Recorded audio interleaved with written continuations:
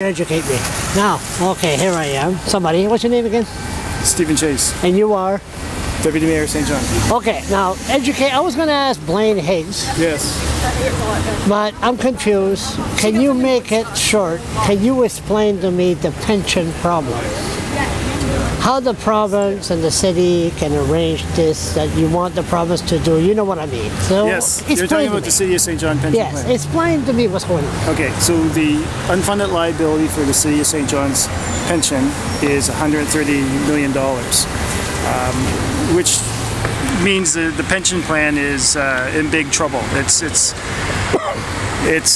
doomed to fail, if not for some fairly substantive changes that need to be made. The City of St. John's pension plan, unlike the City of Fredericton's, is vested in legislation. Back in 1947, the City Council of the day asked the province of New Brunswick to secure the provisions of the pension plan in legislation, which means not only does the City Council need to vote to make the change, but also the MLAs. So there's a high bar to cross in order to make changes. So this is the situation we find ourselves in today. You know, let's compare the City of Fredericton. The City of Fredericton wanted to eliminate the overtime from their pension. So it took a vote of council to do that. With St. John, in order to make that change, we have to ask the MLAs to do that. So that's a big difference.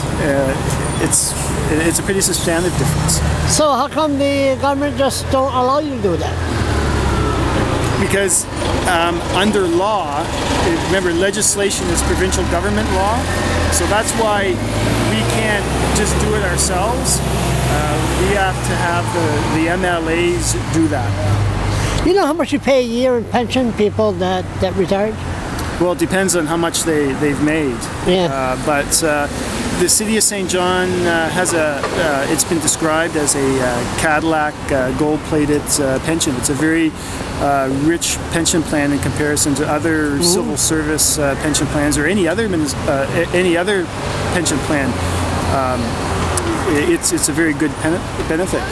For example, retirees from the City of St. John get on top of their pension from the city Canada Pension and old age security, whereas most other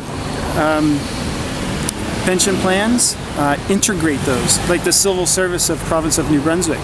Your pension from the province and your CPP are integrated at the age of 65.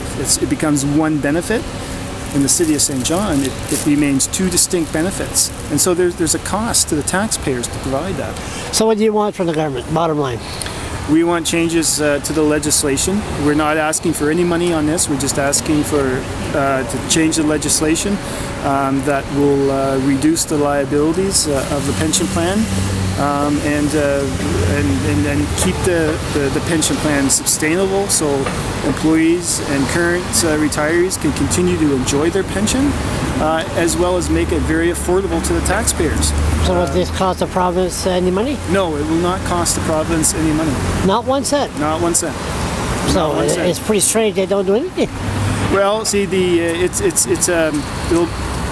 have a lot of political heat because already the employee groups have said that they will not accept any more changes than they had already considered. So we can expect the MLAs will receive some lobbying from the unions, but I hope that they keep in mind that for the greater good of the community, the greater good of St. John, meaning that in order to keep taxes affordable, keep services at a level that's acceptable to the community, and to keep a pension that is sustainable and won't collapse, this is the right thing to do. Final word. Good. Thank you, Deputy Mayor. Thank you, Charlie.